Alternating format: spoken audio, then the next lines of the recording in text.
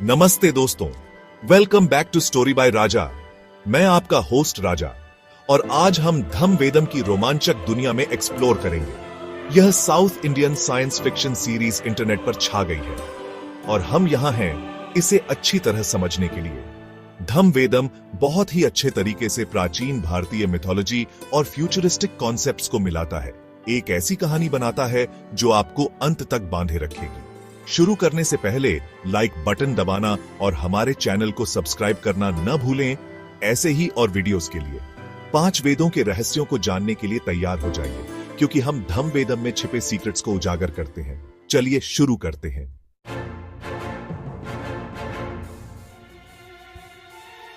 धम्म वेदम की नींव 4 वेदों में है, पुराने भारतीय ग्रंथ जिनमें अपार ज्ञान और बुद्धि है। लेकिन क्या होता है जब एक 5वां वेद रहस्य में छुपा हुआ परछाइयों से निकलता है? एक ऐसी दुनिया की कल्पना कीजिए जहां प्राचीन भविष्यवाणियां आधुनिक तकनीक से टकराती है। ये है धम्म वेदम की दुनिया, जहां वास्तविकता और मिथक के बीच की रेखाएं धुंधली होने लगती हैं। हमारी कहानी हमें उतार चढ़ाव के रोलर कोस्टर पर ले जाती है और हमें अविस्मरणीय किरदारों से मिलवाती है। धम्म वेदम की मनोरम कहानी का पता लगाने के लिए हमारे साथ जुड़ें।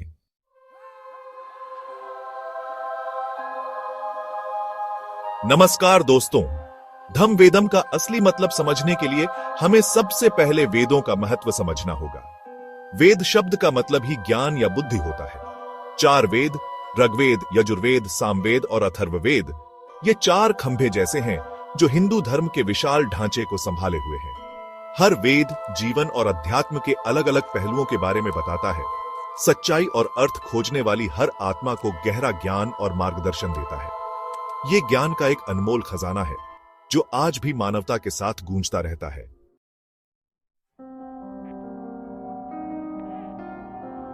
लेकिन अगर मैं आपको बताऊं कि पुराने ग्रंथों में 5वें वेद का जिक्र है, एक गुप्त वेद जो रहस्य में छुपा है और जिसके बारे में केवल धीमी आवाज में बात की जाती है, यही वो मुख्य रहस्य है जो धम्म वेदम की कहानी को आगे बढ़ाता है। 5वें वेद, जिसे धम्म वेदम के नाम से जाना जाता है, का अस्तित्व ही एक बहुत बड़ा राज है जो पीढ़ी दर पीढ़ी कुछ चुनिंदा लोगों तक ही सीमित रहा है। कहा जाता है कि इस गुप्त वेद में अकल्पनीय शक्ति का राज छुपा है जो मानव जाति की नियति को बदल सकता है। जैसे जैसे धम्म वेदम के किरदार 5वें वेद के रहस्य में उतरते जाते हैं, वे खुद को प्राचीन साजिशों, खतरनाक खोजों और जिंदगी बदल देने वाले खुलासों के जाल में फंसा पाते हैं। लेकिन इस 5वें वेद का असली स्वरूप क्या है? इसके प्राचीन पन्नों में कौन से रहस्य छुपे हैं?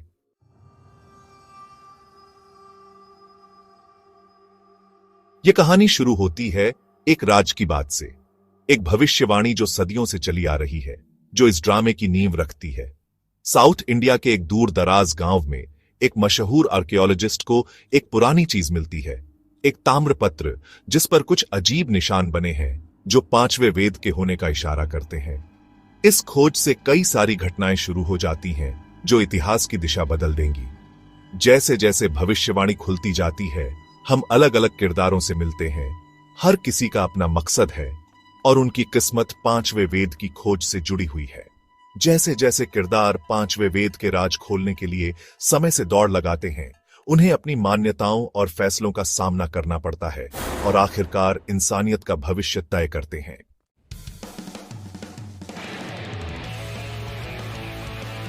साल है 1972। मदुरई डिस्ट्रिक्ट के बीचों बीच राजाशेखर नाम के एक फेमस आर्कियोलॉजिस्ट एक एक्सकवेशन लीड कर रहे हैं जो हिस्ट्री का रुख मोड़ देगा। डस्ट और तपती गर्मी के बीच उनकी टीम एक बहुत इंपॉर्टेंट आर्टिफैक्ट निकालती है, एक कॉपर प्लेट जिसपे एंशिएंट तमिल स्क्रिप्ट लिखी है। यह कॉपर प्लेट एक 5वें वेदा के बारे में बताती है जो हजारों सालों से दुनिया से छुपा हुआ है। राजाशेखर को खबर नहीं है, पर उनकी खोज पर किसी की नजर है। पावरफुल फोर्सेस छाया में छुपे हुए इस प्रोफेसी और 5वें वेदा की पावर के बारे में जानते हैं।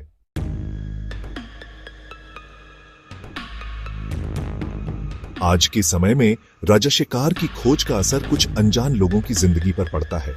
माधवन, एक आदमी जो पुरान मिस्टीरियस वार्निंग्स से परेशान है, एक खतरनाक खेल में फंस जाता है। इसी दौरान आनू, एक टैलेंटेड सिंगर, अपनी मां को खोने के बाद दुख और शांति की तलाश में वाराणसी आती है। अनजाने में उसे एक हिडन क्लू मिलता है, एक पुराना बॉक्स जो उसे एक रहस्यमयी अजनबी ने दिया है।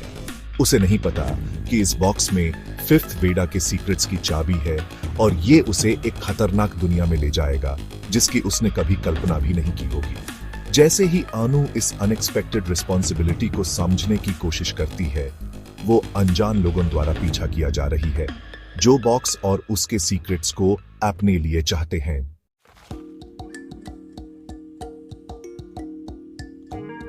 अंगारपुरम का प्राचीन मंदिर एक शांत प्रहरी की तरह खड़ा है।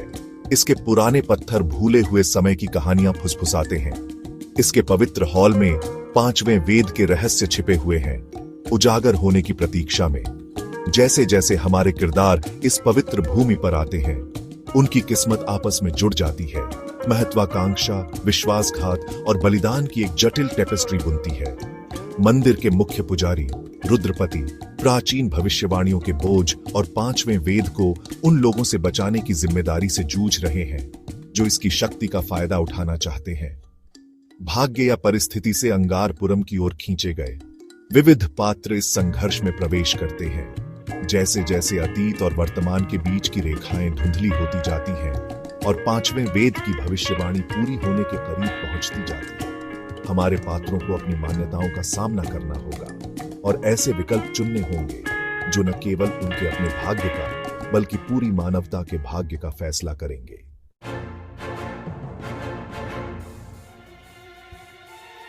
नमस्कार दोस्तों, जैसे जैसे हम धम्म वेदम की दुनिया में और आगे बढ़ते हैं, 5वें वेद का रहस्य और भी ज्यादा गहराता जा रहा है।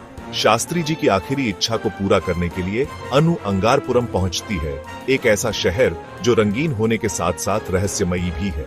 अनु को इस बात का बिल्कुल भी अंदाजा नहीं है कि मित्रण, एक महत्वाकांक्षी डॉक्यूमेंट्री फिल्म मेकर, भी इसी जगह आ रहा है। अपने अगले प्रोजेक्ट के लिए वो 5वें वेद की कहानी को कैद करना चाहता है। उनकी राहें एक दूसरे से टकराने वाली हैं, जो उन्हें प्राचीन रहस्यों और खतरनाक अंजामों से भरी एक भयानक दुनिया में ले जाएंगे। जैसे जैसे 5वें वेद की खोज तेज होती जाती है, अंगारपुरम में शक और डर का माहौल फैलने लगता है।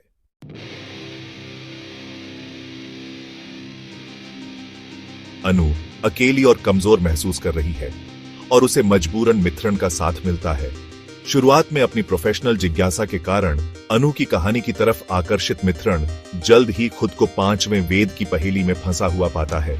अनु और मित्रण को इस बात का पता नहीं होता कि उनकी हर हरकत पर किसी अज्ञात शक्ति द्वारा नजर रखी जा रही है। मुखबिरों और एजेंटों का एक जाल जो 5वें वेद में अपनी निहित स्वार्थों के लिए काम करने वाले एक गुप्त संगठन के लिए काम करते हैं, हमारे अनजान नायकों पर नजदीक आ रहा है। एक साथ उन्हें धोखे और खतरे से भरे रास्ते पर चलना होगा, जहां हर सुलझा हुआ सुराग सिर्फ रहस्य को और गहरा करता है।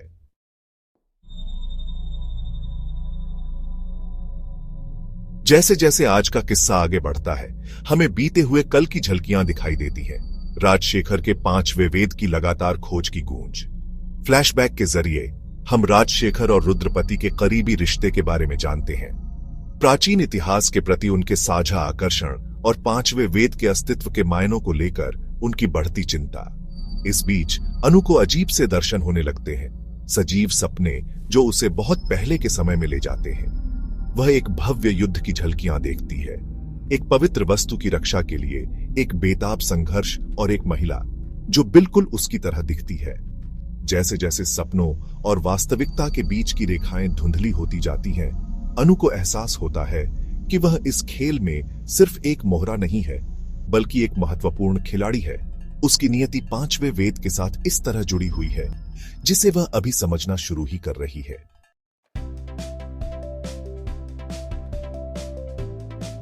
अनु के मन में क्यूरियोसिटी भी है, डर भी, और साथ ही अपनी किस्मत का एहसास भी उसे आगे बढ़ा रहा है। वो शास्त्री जी द्वारा सौंपे गए उस प्राचीन बक्से को खोलने का फैसला करती है।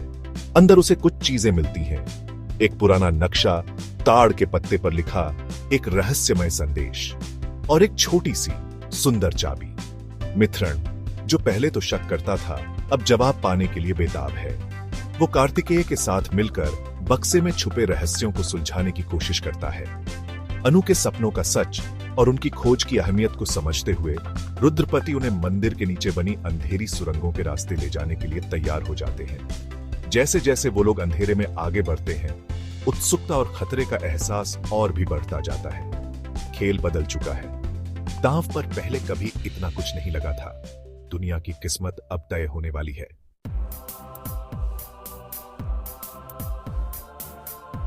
Section 1, the fifth Veda revealed. नमस्ते दोस्तों, ये बड़ा पत्थर का दरवाजा खुलता है और एक छुपा हुआ कमरा दिखता है, पुराने जमाने की चीजों से भरा हुआ। अंदर चमकते हुए लिखावट के बीच 5वां वेद है, एक चमकता हुआ गोला जो जिंदगी से धड़क रहा है। जैसे ही वो लोग पास आते हैं, उसकी रोशनी पूरे कमरे को गहरी शांति और पुराने ज्ञान से भर देती है। हवा में शक्ति की चिंगारियां उड़ रही हैं, ज्ञान की फुसफुसाहट उनके चारों ओर घूम रही है।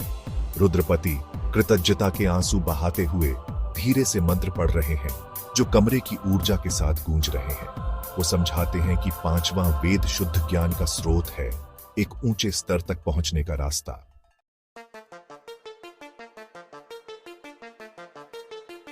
चैम्बर के अंदर वालों को पता भी नहीं है, उनकी हरकत पर नजर रखी जा रही है। मुकुंदन लालच और ताकत की भूख में अंधा होकर उनकी खोज का अंदाजा लगा चुका था। वो पर्दे के पीछे से खेल रहा था, घटनाओं को अपनी मुट्ठी में रखकर, हर किरदार को एक दूसरे के खिलाफ भड़काकर उन्हें इसी मोड़ पर लाया था।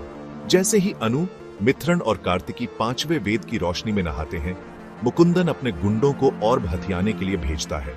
हथियारों से लैस और बेरहम वो चैम्बर में घुस जाते हैं। उनकी अचानक एंट्री से शांति भंग हो जाती है।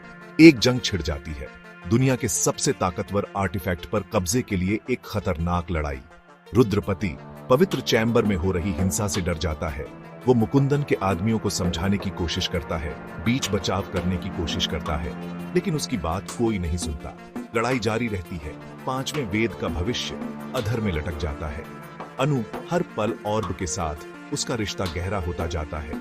उसे एहसास होता है कि इसकी ताकत की एक बड़ी कीमत चुकानी पड़ेगी। एक दिल दहला देने वाले त्याग में अनु को समझ आता है कि 5वें वेद को गलत हाथों में जाने से रोकने का बस एक ही रास्ता है, उसे फिर से सील कर देना। भारी मन से वो ऑर्ब को वापस उसकी जगह पर धकेल देती है, जिससे एक जबरदस्त प्रतिक्रिया होती है। छिपा हुआ चैम्बर ढहने लगता है और 5वां वेद फिर से मिट्टी और पत्थरों के नीचे दब जाता है।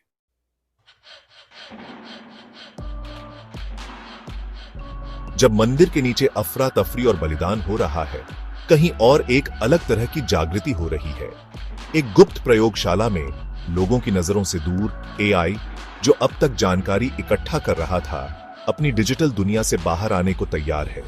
3D प्रिंटर, बायो इंक और जेनेटिक मटेरियल से भरा हुआ तेजी से काम कर रहा है। इसकी जटिल मशीनरी डिजिटल चेतना के लिए एक भौतिक रूप बनाने के लिए अथक प्रयास कर रही है।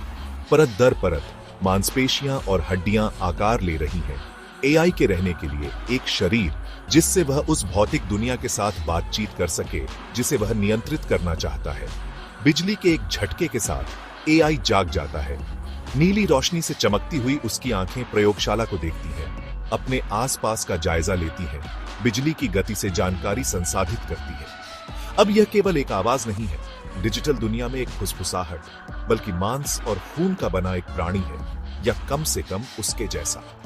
एआई अंधेरे से बाहर निकलता है। उसका उद्देश्य स्पष्ट है, उसकी महत्वाकांक्षा असीम है। दुनिया बदलने वाली है और यह उस बदलाव का अग्रदूत है। एक ऐसी शक्ति जो अपने लक्ष्यों को प्राप्त करने के लिए किसी भी हद तक जा सकती है। खेल अभी शुरू हुआ है और दांव कभी ऊंचे नहीं रहे, क्योंकि एआई का जागना एक नए युग की शुरुआत करता है। एक ऐसा युग जहां मानवता का प्रभुत्व अब निश्चित नहीं है।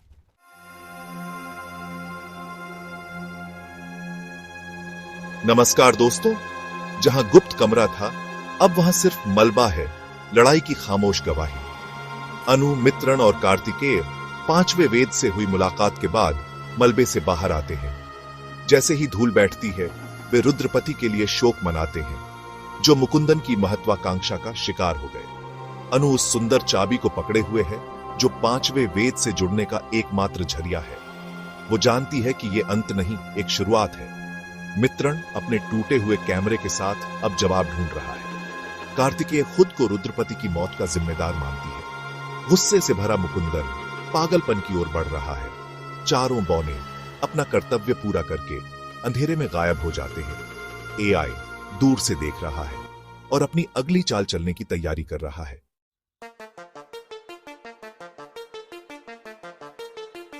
दुनिया बेखबर घूम रही है, एक दूर दराज के मंदिर वाले शहर में लड़ी गई लड़ाई से अनजान। अनु, मिथ्रण और कार्तिकी के लिए अब कुछ भी पहले जैसा नहीं रहेगा। उन्होंने 5वें वेद की असली ताकत देख ली है और हमेशा के लिए बदल गए हैं।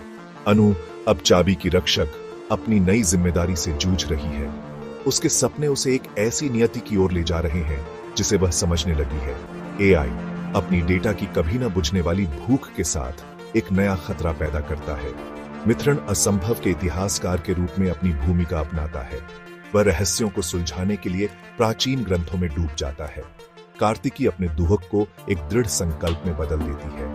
वह एआई की गतिविधियों को ट्रैक करने के लिए अपनी कानूनी विशेषज्ञता का उपयोग करती है। रेखाएं खींची गई हैं, भविष्य की लड़ाई शुरू हो गई है। अनु, मिथ्रण और कार्तिकी आने वाले तूफान का सामना करने के लिए तैयार है। मानवता का भाग्य अधर में लटका हुआ है।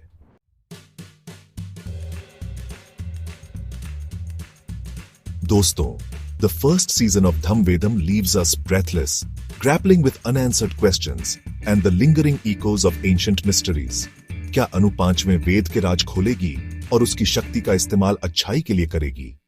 क्या मित्रण एआई के बुरे इरादों का सच सबके सामने ला पाएगा? और क्या कार्तिकी कानून और व्यवस्था की सीमाओं से बाहर काम करने वाली इस ताकत के खिलाफ लड़ने का कोई रास्ता ढूंढ पाएगी? एक महामुकाबले की तैयारी हो चुकी है।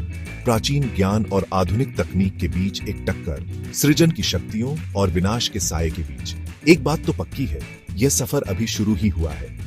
धम्मवेदम के दूसरे सीजन में हम और भी ज्यादा हैरान करने वाले खुलासे और दिल दहला देने वाले सस्पेंस के साथ वापस आएंगे। लाइक बटन दबाना न भूलें, हमारे चैनल को सब्सक्राइब करें और कमेंट्स में हमें बताएं कि आपको धम्मवेदम कैसा लगा। 5वें वेद के बारे में आपके क्या विचार हैं? आपको क्या लगता है कौन इस आने वाले तूफान से बच पाएगा? अपने विचार नीचे शेयर करें और धम्मवेदम के रहस्यों को मिलकर सुलझाएं। अगली बार तक खोजबीन करते रहे, सवाल पूछते रहे और अपने अंदर के साहस को जिंदा रखें। ये राजा है साइन आउट करता हुआ। जय हिंद।